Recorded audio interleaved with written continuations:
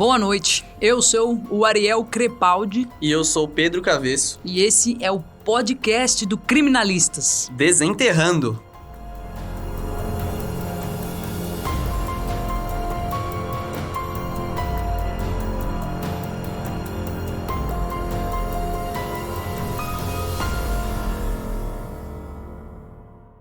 Bom, hoje a gente vai desenterrar uma história que eu não sei se vocês não lembram, mas lembrando todo mundo sobre o caso da Eloá Cristina Pimentel, que sofreu um dos maiores cárceres privados da história de São Paulo, totalizando aí 100 horas sem parar, presas com o ex-namorado. Presas porque teve mais uma amiga dela que também ficou presa junto. Ave Maria, essa história... Tudo começou quando eles foram fazer um trabalho de escola, em que Eloá estava acompanhada de Nayara e mais 2 amigos. Lá em Santo André, o apartamento lá em Santo André, a Nayara ficou com... A Nayara e a Eloá estavam juntas lá. Tinha um namorado da Nayara, parece, também. Exatamente. Num bairro humilde. Isso, bairro tranquilo de Santo André, na verdade, né? ABC Paulista. E lá elas foram surpreendidas pelo Lindenberg. Né, Lindenberg Fernandes Alves, menino de 22 anos, namorando com uma menina de 15. Exatamente. Estranho, não? E um crime passional, né, a galera diria? Passional. Um crime passional que no final das contas, mas é porque ele estava apaixonado, porque um homem quando sofre de amor, paspalho, né? O grande paspalho. Então, Lindenberg foi até a casa dela, indignadaço, que ela tinha terminado o namoro já depois de algumas brigas, depois de agressões em pontos de ônibus em que eles moravam perto e tudo mais. Inclusive, o irmão mais novo de Eloá tinha falado para a família, para os amigos, que assim como ele jogava bola com a molecada ali do bairro, das quadrinhas por ali, já haviam avistado Lindenberg. Esse cara aqui não... E ele é estranho. Ele é estranho, mas tudo bem, porque a galera... Ele é trabalhador. Exatamente. Menino novo, trabalhador. Tinha 2 empregos, né? É incrível. É o ditado, tem 2 empregos, não faz mal a ninguém. Exato, não. Mal a quem? Se o cara é trabalhador, não é mesmo? A gente mal conhece pessoas que são assim. Bom elemento.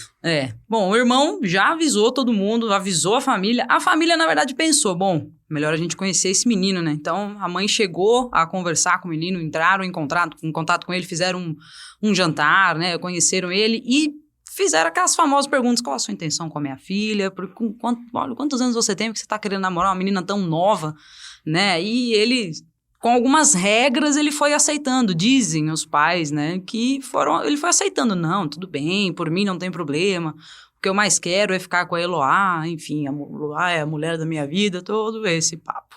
Bom, vamos lá.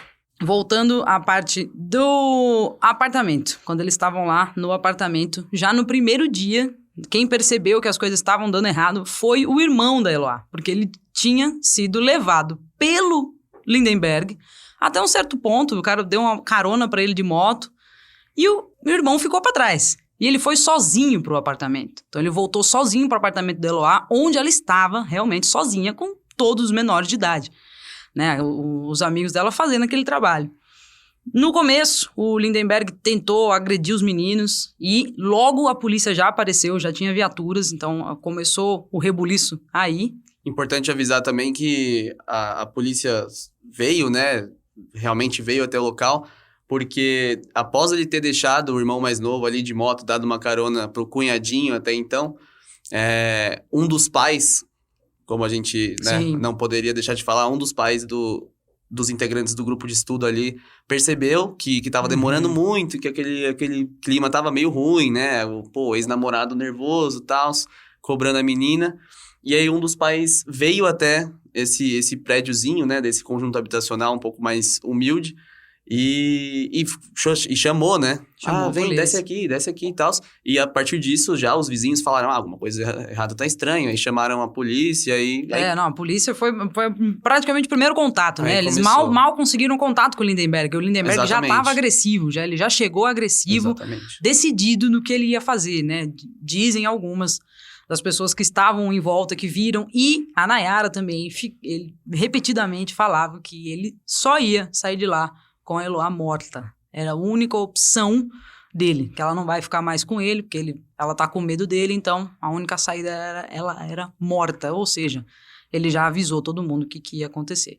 E rapidamente, chamando a polícia, já chegou também aquele monte de câmera, Rede TV, Rede Globo, qualquer rede, tava lá, 24 horas ficaram em cima. Veio o helicóptero, veio o pessoal tentando ver o que estava acontecendo com a Eloá. Aí a gente tem algumas imagens que são muito famosas da Eloá saindo na janela, pouco aparecendo do Lindenberg, saía a Eloá para fazer um positivo com as mãos e falar que estava tudo bem, mas é claro que não, ela Pedindo estava calma, claramente exatamente. desesperada, porém pedindo calma, mãe, vai Isso ficar mesmo. tudo bem, gente, vai ficar tudo bem. Enfim, a consequência... Todos esses meios de mídia, né, depois foram criticados intensamente por todo mundo, ainda mais pela opinião popular, porque a mídia com certeza influenciou o quê? A ação da polícia, a ação de quem tava lá, a gente gravando, colocando aquela... E o Lindenberg. A Exatamente. mídia influenciou diretamente no Lindenberg. Deixou o poder na mão dele completamente. Ele dominava a polícia. Chega a ser engraçado o quanto um menino de 22 anos conseguiu controlar tantos homens da polícia, a como que ele ia fazer aquilo. E ele se via na televisão, né? O melhor era isso. Ele já falava isso, né? Tem umas falas, né, do pessoal que testemunhou contra o Lindenberg, que ele já falava, eu vou fazer uma besteira e a besteira vai ser grande, vocês vão me ver em todos os lugares, eu vou fazer algo muito grande, e ele conseguiu.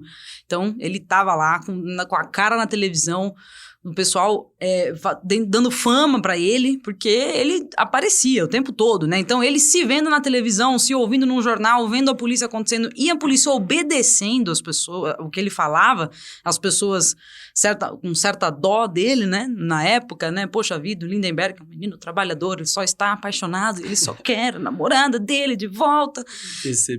Decepcionante, né? Mas ele foi ficando... O ego dele foi inflando muito, um ego ficou gigantesco, então a gente já vê o psicológico do cara extremamente abalado nesse momento. Sim, um ponto importante de se dizer também é que em algumas horas, né, após vi todo o rebuliço, já os outros amigos do grupo de estudo já terem ido embora e a Nayara realmente ficou lá pela amiga que percebeu que estava o clima um pouco mais pesado. Se eu não me engano, depois de 2 dias, 3 dias, eu lembro que foi exatamente 70 horas, que aí ele consegue liberar a Nayara já com todo o aparato policial ali e tudo mais. Mas só liberou a Nayara porque apagaram a luz. Exatamente. Pediu a luz de volta, foi parte do acordo, exatamente. E nisso, né, liberaram, aí dá pra ver também nas câmeras, você pode escolher Record, Rede TV, Globo, tudo. E aparece a Nayara já com uma mantinha da polícia, entrando no camburão, já desesperada. E aí tá o ponto, né, dos processos midiáticos.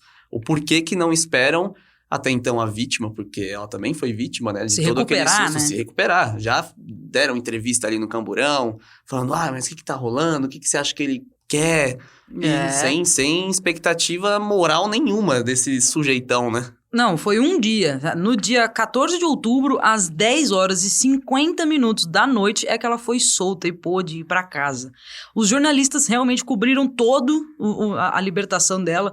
Inclusive, a gente pode falar disso depois, mas tem uma entrevista horrenda da Sônia Abrão com o Lindenberg ao vivo, né? Fazendo praticamente uma intervenção policial, sendo que ela é apresentadora de televisão, mas tudo bem.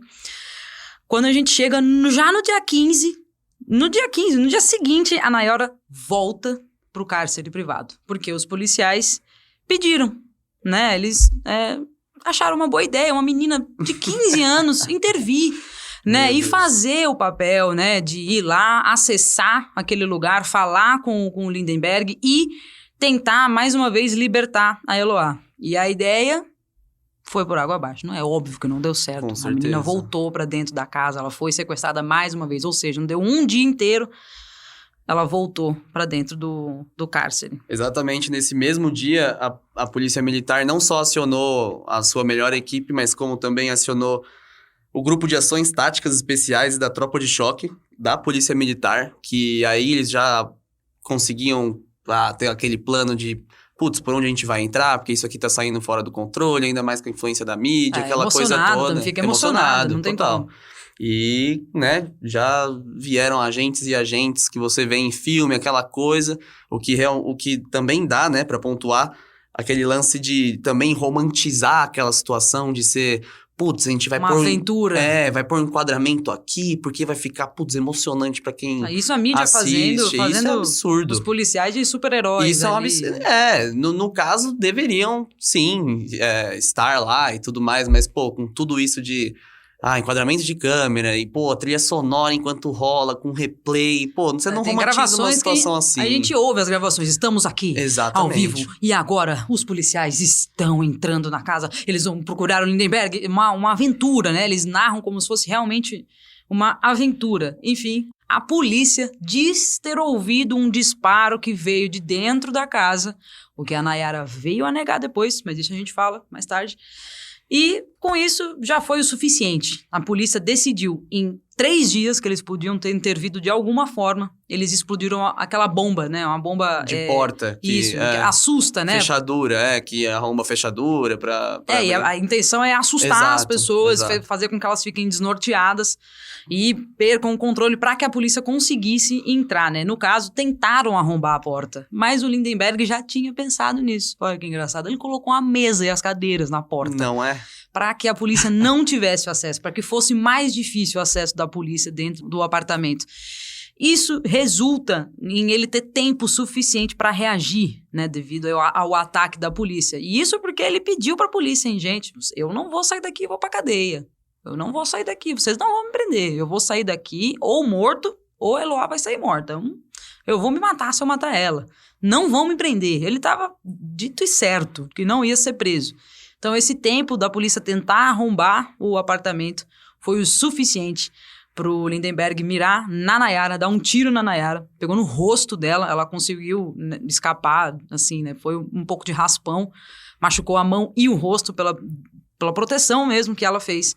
Mas, infelizmente, a gente vê que a Eloá realmente sofreu mais, com 2 tiros, um direto na cabeça, direto e reto para matar, e o outro, que é o que aí a gente mais fica questionando sobre, é o segundo tiro ter sido nas partes íntimas dela, né? Exatamente. E que em nota oficial falam virilha, né?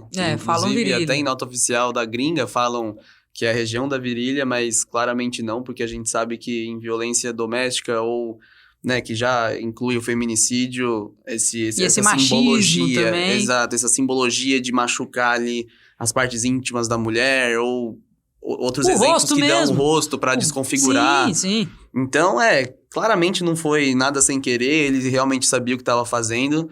E é engraçado pensar, né? Uma pessoa de 22 anos que também ninguém dava nada e falava, pô, não, menino trabalhador, como você mesmo disse, aquela coisa. E, pô, da onde que vem isso, né? E a gente acaba não nos preocupando o tanto que seria necessário, assim, né? Aí...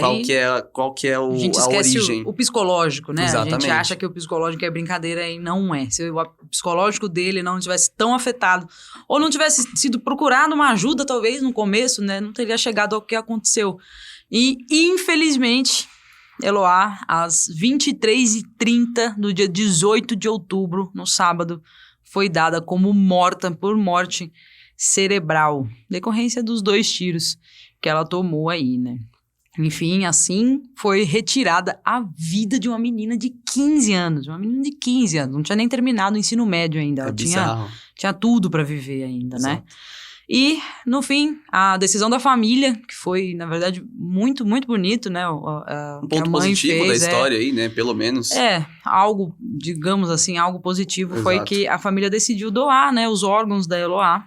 E, né, depois que realmente confirmou e tudo mais, doaram e salvaram aí 6 pessoas. 6 pessoas ficaram com os órgãos dela, que estavam em ótimo estado, estava tudo certo, enfim.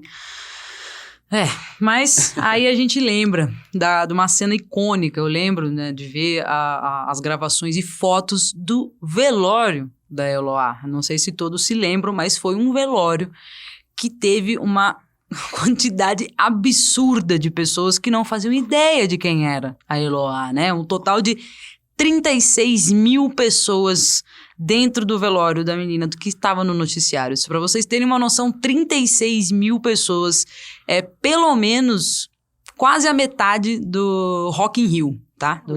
Da galera que vai assistir o Rock in Rio é quase a metade, tá? Porque cabe lá dentro 70 mil pessoas, então assim, muita gente, né? Se quiser quantificar, 2 Vila Belmiro lotada. Lotada. Um estádio de futebol, então... Exatamente. Então, aí a gente pensa, por quê? Por que que até na hora que a família precisava de paz, precisava de calma, precisava de um momento de luto, né? Que todo mundo tem esse momento de luto. Não tiveram nem 1 minuto de silêncio, né? Ficaram com um velório cheio de gente desconhecida, mídia dentro do velório, câmeras dentro do velório, entrevistas antes e depois e durante, o tempo todo em cima, né? De algo que, por algum instante, deveria ser um luto, né? Deveria ser alguma coisa de preocupação com a mídia, mas não, né? Era mais interessante ter o clique, né? Ter o acesso. E outro ponto legal aí também, né? Que a gente tá falando, pelo menos, da luz no final do túnel aí. Assim que ela doou os órgãos, eu inclusive me lembro, né? A gente era um pouco mais novo. Mais novos e tudo mais. Mas foi doado o coração dela, se eu não me engano. Uhum. Logo na manhã seguinte, 9 horas da manhã, e conseguiu salvar uma vida ali, né? Porque o sangue bateu, aquela coisa. E a partir daí, como também transplante de órgão sempre foi um tabu gigantesco, né? Aquele tabu popular do tipo, pô, mas se fazer, se não fizer... eu não quero. Fila, qual que vai ser a consequência? Por falta de informação da população mesmo, né? Sim. Então, acabou reaquecendo também essas ações de, pô, vamos ver, vamos investigar, será que é legal? Ele, infelizmente foi arrancado uma vida, mas deram outras, né? Exatamente. Outras pessoas se salvaram. E sobre o julgamento dele, né? Que a gente pode falar que também estava na situação ali do crime. Ele foi o criminoso, ele foi o palhaço da situação. E ele acabou sendo condenado só, né? Levado para realmente ir até a corte, conversar, negociar, depois de muito bafafá já, né? Depois de toda a mídia também influenciar no sentido de direito dele. Será que ele não foi agredido? Será que não falaram de um jeito agressivo com ele após a porta ter sido arrombada? Esse tipo de coisa. Dizem, né, que teve um policial de dentro da operação, porque era a única pessoa que poderia ter gravado um vídeo onde eles tiraram a roupa do Lindenberg e espancaram o Lindenberg, né? Sim. Dizem que tem esse vídeo aí, né? Sim. E aí vazou, e aí vieram, né, falando agressões desnecessárias sobre ele. Mas a minha pergunta é, só ele, será? Será que só ele teve uma... Esse é o certo de se questionar, né? Porque as pessoas que foram mantidas em cárcere privado ali, depois de severas agressões... Mas a dúvida fica essa, né? Realmente, uma agressão não deveria justificar a outra, mas... Será que ele já não estava sendo agressivo faz tempo? Será que ninguém percebeu isso antes? Ou só depois que ela morre é que vira alguma agressão? Né? E outra coisa também que é bastante decepcionante, né? Assim que a gente consegue prever, né, os resultados que a gente vive, que a gente fala de política, de justiça e tudo mais, e o sistema judicial apenas demorou, o que é bom até por causa da repercussão nacional, né? Demorou de 18 de outubro até janeiro para fazer realmente, vamos sentar aquele cara ali e ver qual é que é. E aí, sentenciar esse cara. Exatamente, ele teve acesso aí a uma advogada dada pelo Estado e tudo mais, e ele acabou sendo sentenciado, né, em 2012 só, 3 anos depois. Então ali ele ficou naquele período da meiuca que a gente fala, puta, o cara deve ter passado por prisão muito zoada, daquele lance da espera, né, de, hiperlotação, aquela coisa, nego tentando te estuprar, zoado. Não, pior é a advogada dele, né? Exatamente. A advogada dele foi, né, a gente teve acesso a algumas pessoas que comentaram que a advogada era extremamente abusiva também, digamos assim, né? Um poder em cima dele, né? do juiz, né? Querendo trazer uma condição que não era cabível, né? Uma advogada que ficava, se não for assim, eu vou sair. E quando se sai, né? Se desiste, digamos assim, né? Não se quer defender. Dá um atraso, né? Além de atrasar, tem que, digamos que, não temos os termos certos aqui, a gente pede até desculpa, mas é como se fosse engavetar, né? Fosse guardar. O caso. uma advogada extremamente perigosa também, viu? Ainda Sim. bem que, enfim. E aí, dali em diante, quando ele finalmente foi sentenciado, foram 12 crimes, o que é até uma piada, né, de se pensar, porque realmente o cara passou todos os limites da noção humana. coisa regular ali, que a gente fala, putz, tá, foi tal coisa. Não, ele foi o máximo de zoado, de ruim. E foram 12 crimes que ele foi acusado, sendo ele 2 tentativas de homicídio, outro tipo de homicídio, 5 cárceres privados, 4 disparos de arma de fogo, né, nas vítimas. E sua pena inicial foi só de 98 anos e 10 meses, que foi sentenciado pela juíza Milena Dias. E na época, né, era essa quantidade, mas veio a cair. Então, ele não ficou mais com 98 anos, e aí Claro. ficou aproximadamente 36 anos de cadeia. Que é perto do máximo ali, né, no nosso sistema máxima. carcerário. Que, né, máximo, não sei que máximo que é esse, né, mas tudo bem. E vale lembrar que é interessante ressaltar a data, né? A gente vê que isso foi em 2012. E nessa data, só para que todos saibam, o crime de feminicídio ainda não existia. Colocar um asterisco gigantesco aqui e falar, gente, ó, isso é muito importante que só veio ter esse tipo de processo de julgamento após 2015. 2015 e, digo mais, graças Dilma Rousseff. Tá? Muito obrigado, Dilma Rousseff, por aí trazer pra gente essa lei. E uma lei que funciona, uma lei que a gente vê a quantidade crescendo de porcentagem, sempre crescendo, ainda mais na pandemia, enfim.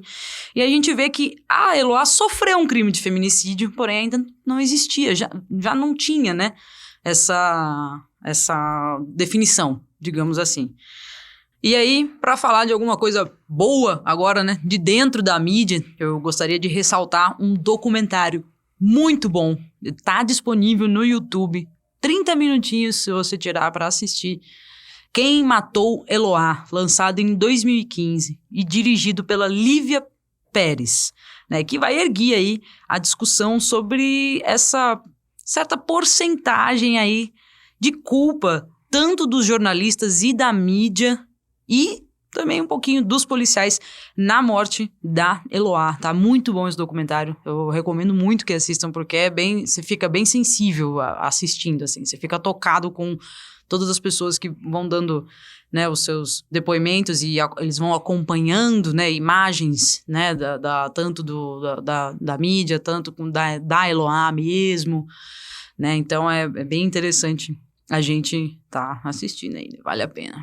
Sobre a equipe de policiais, né, que o documentário traz, que inclusive uma direção maravilhosa da Lívia Pérez aí com convidados super pertinentes no assunto, né, inclusive amiga da mãe da menina, pessoas conhecidas que também possuem um cargo legal, bacana nesses órgãos. Militantes feministas, exatamente. Né, a defensora pública do estado de São Paulo, promotor de justiça, é bem legal. Sim. Pessoal influente. Eu lembro de uma passagem, assim, eu assisti mais de uma vez esse documentário, realmente muito bom, 24 minutos ali, meia horinha que nem você falou, do coronel, né? O coronel responsável nessa ação de busca e resgate, né? Como eles falaram. Coronel, lembrando. Coronel. A posição do meninão, né? Sim. Ali, as estrelinhas e tal, aquela barriga de chope da experiência. Pois é. Coronelzão. E aí foi entrevistado, né? Aquela cacetada de microfone, Rede TV, jornalzinho da esquina, Globo. E ele afirmou isso ao vivo. Vamos lembrar, gente. 2008 não está distante. Foi há pouco tempo. A gente lembra, exatamente. Sim. O Brasil já era penta. 2008 não está distante e ele afirmou ao vivo. Ele teve a pachorra, o discernimento de afirmar que ele só não colocou, né, porque ele era o responsável, ele só não colocou um atirador de elite em algum ponto próximo, porque o jovem tinha 22 anos, não tinha ficha criminal. Esse é um ponto muito importante que a gente, infelizmente, não trouxe para cá, porque, né, é um ponto, tudo bem, não tinha ficha criminal, assim como acontece na maioria desses casos de violência doméstica, e muitas vezes não tem mesmo, não tem esse tipo de histórico, mas começa de pouquinho, devagarzinho, até que, enfim, vai passando, né? E ele falou que não fez nada, porque ele era um rapaz de 22 anos, que, segundo todo mundo, não, ele merecia a chance. e que era um crime basicamente porque ele estava apaixonado. E perdeu a razão. Né? Exatamente. E, né, não sabendo dessa lei que viria a ter em 2015, falando estritamente sobre feminicídio, será que o comportamento dele não seria diferente? Com certeza. Eu tenho certeza disso, porque superiores dele estariam preocupados com esse tipo de questão levantada, porque hoje a gente sempre tem que, né... Não, se fosse a mídia de hoje, provavelmente rede social, seria eu me pergunto. Extremamente diferente, Exatamente. né? A gente vê como estariam as pessoas que estariam assistindo nos seus stories no Instagram. Exato. Né? Nós estariam vendo pelo Twitter. O Twitter já existia nessa época, tudo certo, mas não era... A mídia hoje em dia ela é outra, ela tem outro patamar, né? Ela tem outra influência. Quanto engajamento isso não traria, né? Pro próprio caso, pro próprio sequestrador e tudo mais. Sim, é importante lembrar que isso é uma romantização criminosa, tá? Eles romantizaram o que o Lindenberg fez de uma forma muito criminosa. Eles também agem como criminosos nessa parte porque a gente esquece que o amor não é isso, né? O amor, ele é pra ser onde é o seu porto seguro, onde é pra você se sentir íntegro, inteiro, protegido. Recíproco. É pra ser recíproco e calmo. Não é pra você ter crise de ansiedade, não é pra você querer bater no seu parceiro, não é pra você querer matar o seu parceiro. E não é pra falar a famosa frase: se não vai ficar comigo, não vai ficar com mais ninguém. Isso não existe. Então isso, por si só, já devia ter sido um alerta pros policiais da violência que essa frase tem, né? Essa violência que ele tinha verbalmente, ele tinha fisicamente e, no fim, fatalmente. A gente tem que começar a prestar atenção nesses pontos, né? Inclusive que no documentário também busca um pouco desses ditados populares que falam sobre briga de mulher, que em briga de mulher não se mete a colher. Aquela coisa, né?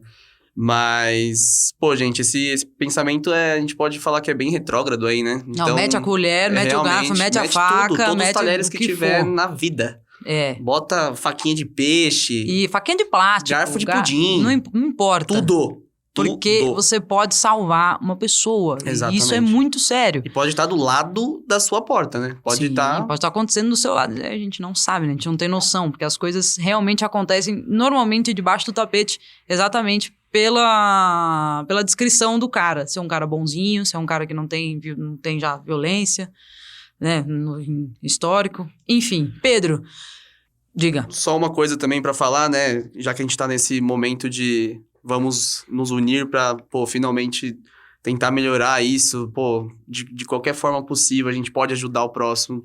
Qualquer coisa que seja, em uma simples conversa com uma amiga sua, ou da mulher de um amigo seu, ou de uma prima de um amigo seu, enfim. Crianças, a gente sabe que violência doméstica acontece com criança, idoso. Sim. Enfim, a gente tem que saber e ser consciente, estar ciente do ciclo da violência. Que, inclusive, muito importante. Uma das entrevistadas no documentário, um ponto que é muito importante de saber e grifar mesmo na nossa cabeça, assim, que geralmente começa com agressões verbais, então a gente ouve aquela gritaria ali, pá, joga coisa, e esse pode ser o primeiro estágio, ou se não, já o meio do estágio, pode ter o desconforto, depois a agressão verbal, e aí depois de um tempo começa a ser agressão física, que pra mim já é pra mim já não deveria nem chegar nesse ponto, isso Mas já é sempre bom lembrar que na agressão física, ela nunca vai vir antes do cara pedir desculpa. Por ele ter sido verbalmente agressivo. Exatamente. Então ele sempre vai vir com flores, ele sempre vai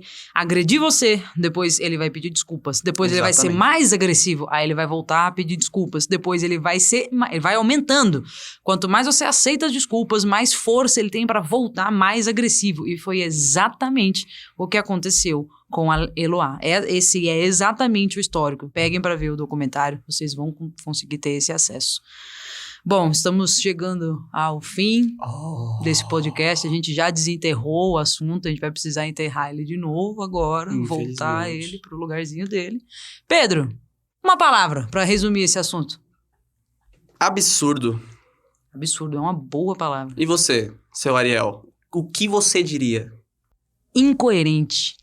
Extremamente incoerente. Rola uma incoerência, com certeza. Consequência. Olha, uma consequência, inclusive, acontece por causa de incoerência. Exatamente. Eu poderia colar balbúrdia também, né? Mas é uma palavra meio... Se eu quisesse falar o que eu gostaria de falar, eu vou pedir pro Lucas, editor, ajuda a gente aqui agora nesse momento, tá? Mas é o seguinte, é um puta de um filho da puta, tá? Tem que se Zão. Não de merda. Puta merda. Esse cara tinha que ter sido preso no primeiro instante, dar um tiro na cabeça desse filho da puta. Arrombado. Eu É odeio isso. ter que segurar a porra da palavra de não falar caralho, que bagulho zoado, que pariu, por que fez isso, que coronel desgraçado. Mas enfim, estamos aí apresentando nosso trabalho, nosso projeto aqui, mais uma vez, Criminalistas em formato podcast. Podcast pra todo mundo ouvir, pra todo mundo curtir aí. Então, se vocês gostaram, quem sabe a gente volta. Valeu, gente. Falou! Falou, boa noite!